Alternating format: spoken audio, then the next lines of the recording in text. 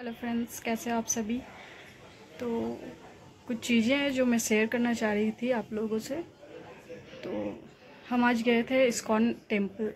तो हमारा एक्चुअली आज हम कहीं पे भी नहीं गए थे पार्क, तो हम गए थे इस्कॉन टेम्पल। आज संडे का दिन है और जैसे कि होली है, कल होली है, तो हम रील भी नहीं बना पा रहे ये से कलर से, क्योंकि मेरे हस्बैंड बोल रहे कि पहले भगवान को होली चढ़ेगा, उसके बाद ही हम रंग टच करेंगे, आबिर। तो हम सोचे चलो इस्कॉन टेम्पल जाते हैं और वहाँ पे हम भगवान जी को पहले रंग लगाएंगे पैरों में, उसके बाद ही हम होली को टच करेंगे, ये को आबिर को। और कल होली है, कल हम होली खेलने वाले थे, तो इसीलिए हम गए इस्कॉन टेम्पल। तो वहाँ पे बहुत अच्छा कीर्तन हुआ, बहुत अच्छा पूजा हुआ, जैसा आरती होता है वो हुआ। तो हम कभी कभी जाते हैं, मतलब वीकली जाते ही हैं वंस, तो ऐसे ही हुआ जनरली। बहुत सारा भीड़ भी था वहाँ पे, तो बहुत सारे लड़कियाँ डांस भी कर रही थी, तो बहुत अच्छा लग रहा था। एक तरफ पूजा हो रहा था, पूरा मंदिर भरा हुआ था, और एक तरफ लड़कियाँ डांस भी कर रही थी जब कीर्तन हो रहा था। तो बहुत ही अच्छा लग रहा था।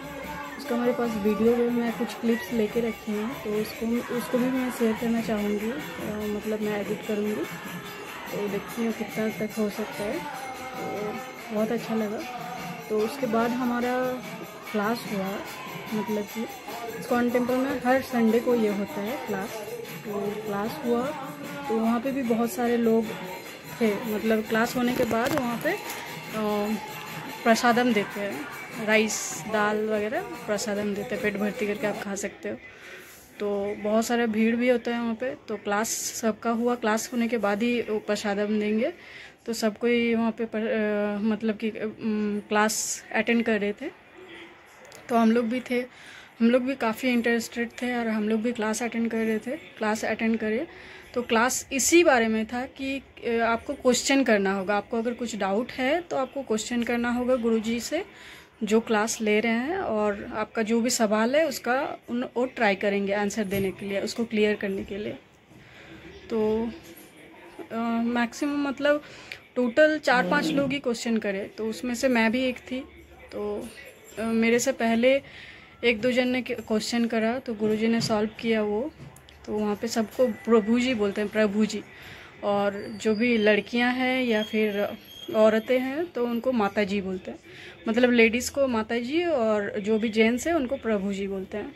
तो प्रभु जी को मैंने कुछ क्वेश्चन किया कि प्रभु जी, जब भी मैं मतलब कि हरे कृष्णा मंत्र जब करती हूँ तो मेरे ऊपर बहुत सारे विपदा आ जाते हैं। मतलब जो भी मैं डरती हूँ जिस चीज़ से, वो चीज़ मेरे से मेरा हो जाता है। मतलब कि जस्ट एग्जाम्पल के लिए मैंने उनसे बोला कि जब मैं बेंगलोर में इंजीनियरिंग कर रही थी तो मेरा अच्छा खासा मार्क्स आ जाता था, मैंने कभी फेल नहीं किया था। तो उसके बाद जब मैं ये मैं हरे कृष्णा जनरली चांट नहीं करती थी कभी भी, तो मैं ये हरे कृष्णा नाम जाप चांट करने लगी थी कुछ एक महीना करीब से। तो उस टाइम पे मेरे से जो मैं सबसे ज़्यादा डरती थी कि मेरे मम्मी पापा मेरे को बहुत मतलब कष्ट से पढ़ा रहे हैं बेंगलोर में, तो मैं सोचती थी कि मैं कभी फेल ना हूँ, बहुत अच्छे से मार्क्स से पास हूँ। तो उस टाइम जब करने के बाद मैं फेल हो गई। तो वो टीचर बहुत ज़्यादा सख्त थी, एसी सब्जेक्ट था। तो उस टाइम पे मतलब कि बहुत जन को, मैक्सिमम सबको ही फेल कर दिया था, सबका सेम मार्क्स दिया था, 1 मार्क्स। तो वो मतलब कुछ और रीज़न से उन्होंने सबको फेल किए थे। वो क्या था रीज़न कि हम मतलब कि क्लास में ये करना था, जैसे कि बोलते हैं ना, कुछ प्रेजेंटेशन देना था। तो प्रेजेंटेशन में मैं बहुत वीक थी और बहुत जन वीक थे ऐसे। तो 1-2 जन ही पास हो पाया और मेरे को भी प्रेजेंटेशन देना पड़ा, मैं उसमें वीक थी। और मैं बहुत अच्छा बोल रही थी, लेकिन मेरे पास एक पेपर था, मैं वो पेपर देख के रीडिंग करी थी, न्यूज़पेपर जैसा रीडिंग करके बोल रही थी। तो सब कुछ अच्छा था, लेकिन मैं नहीं देख के नहीं बोल पा रही थी, सब मतलब अच्छा नहीं था, मेरा प्रेजेंटेशन ओवरऑल अच्छा नहीं हुआ। तो इसके लिए उस गुस्से से वो टीचर मेरे को 1 मार्क्स दी थी और काफ़ी जन को ऐसा किए थे। तो उसमें मुझे बहुत मतलब कि दुख हुआ मुझे कि मैं फ़ेल हो गई बोल के। उसके बाद फिर से मैं उस सब्जेक्ट का एग्ज़ाम देना पड़ा, सप्लीमेंट्री, जिससे मैं मतलब नहीं चाहती थी कि कभी हो, और इससे मुझे बहुत अच्छा लग रहा था कि मेरे को कभी सप्लीमेंट्री नहीं देना पड़ा बोल के। तो फिफ्थ की थर्ड सेमेस्टर में मेरे साथ ऐसा हुआ, थर्ड सेमेस्टर में। तो उसके बाद सप्लीमेंट्री दी तो मैं अच्छे से नंबर से, बहुत अच्छे नंबर से पास हो गई। तो ऐसा हुआ था। और एक इंसिडेंट हुआ था, मैं आप लोगों से वो शेयर नहीं करना चाहती अभी।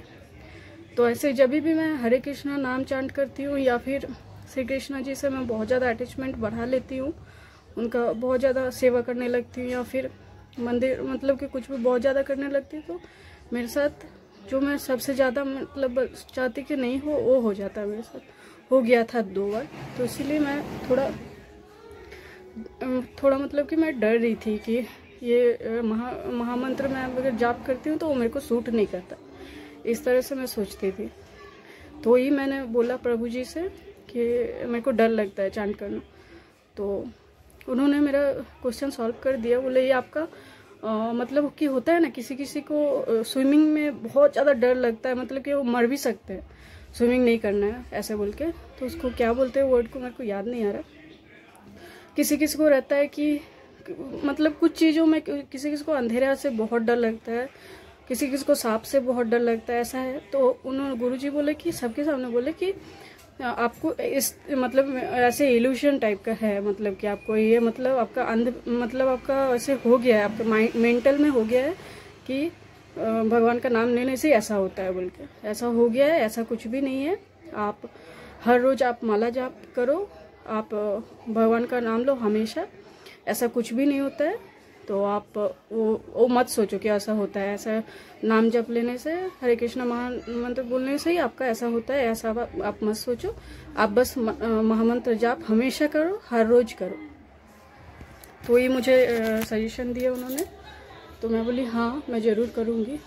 तो ही था। और उसके बाद वहाँ पे बहुत सारे एसोसिएट थे जो हमें मालूम नहीं था उतना ज़्यादा। हम जाते थे बस, किसी साथ मेरा ज़्यादा अटैचमेंट, ज़्यादा लगाव नहीं है, जबकि हम लगभग जाते हैं, अक्सर जाते हैं इस्कॉन मंदिर। लेकिन कहाँ पे एसोसिएट है, क्या है, मतलब उतना ज़्यादा नॉलेज जानकारी नहीं है हमें। तो बस जैसे कि पहले बार गए उसी तरह हम हमेशा जाते हैं आते हैं। तो कुछ एसोसिएट ने उसके बाद मुझे पकड़ा, मतलब मेरे सामने आए जिन्होंने मतलब वहाँ पे एसोसिएट है बहुत ज़्यादा, मतलब क्या बोलेंगे, और वही एसोसिएट सब आए। तो बोले कि आपने बहुत ख़राब सवाल किया सबके सामने, ऐसा आपको नहीं करना चाहिए था। और बहुत कुछ उन्होंने मुझे बोला कि आपको थोड़ा सा भी ज्ञान नहीं है, आपका बहुत कुछ। सबसे पहले इस तरह से उन्होंने समझाया कि लाइफ एक यू शेप में है, तो एक तरफ अच्छाई है, एक तरफ बुराई है। अगर आप अच्छाई कर रहे हो तो एक तरफ बुराई है, अगर आप अच्छाई कर रहे हो तो बुराई इस तरह से आपके लाइफ में निकलेगी। तो उस टाइप से निकलता है। अगर आप अच्छाई कर रहे हो तो इधर से मतलब अच्छाई भरते जाएगा और बुराई इधर से निकलेगा यूसुफ में। तो इसलिए आपके साथ ऐसा होता है। तो आप नाम जाप करते हैं। लास्ट में उन्होंने इतना ही सजेशन दिया कि आप हरे कृष्णा महामंत्र का जाप हमेशा करिए, हर रोज करिए। आप माला ले लीजिए, करिए अच्छे से और मन लगा के करिए। और आपका जितना भी पाप है, आपके अंदर बहुत सारे पाप है, वो पाप निकलेगा ही। तो इसीलिए फिर मेरा दूसरा क्वेश्चन था उनसे कि मैं दूसरा भगवान का जाप करते हैं। ऐसा नहीं है कि मैं भगवान को मानती ही नहीं हूँ, मैं भगवान का जाप ही नहीं करती हूँ, ऐसा नहीं है। लेकिन मुझे महामंत्र से ये प्रॉब्लम है, मतलब मेरा बहुत जल्दी मेरा रिएक्शन होता है। तो उन्होंने बोले कि श्री राम का अगर आप जाप करते हो तो श्री राम त्रेता युग में थे, वो कलयुग के भगवान, मतलब कलयुग के लिए नहीं है, वो त्रेता युग के लिए। और अभी चल रहा है कलयुग। तो कलयुग में हरे कृष्ण महामंत्र ही आपको जप करना है। आप अभी कलयुग में हो तो कलयुग का मंत्र ही आपको जप करना है और उसी से आपका उद्धार हो सकता है। तो मैं जो हरे कृष्णा नहीं श्री राम का जप कर रही हूँ, वो बोल रहे हैं कि वो गलत है और मेरा माया में मैं लिप्त हो रही हूँ और उससे मुझे सारी खुशी भी मिल रही है और मैं बहुत अच्छा भी रह रही हूँ क्योंकि मैं श्री राम जी का जप कर रही हूँ और मैं त्रेता युग में जी रही हूँ, जबकि ये कलयुग है। तो कलयुग में जरूरी है कि श्री राम हरे कृष्णा महामंत्र जो है, हरे कृष्णा कृष्णा कृष्णा हरे हरे, हरे राम राम राम हरे हरे, ये पूरा हरे कृष्णा मंत्र है, महामंत्र।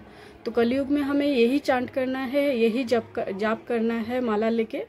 और आप उंगली से भी हमेशा नहीं कर सकते हो, उन्होंने बोला कि आपको माला लेना पड़ेगा।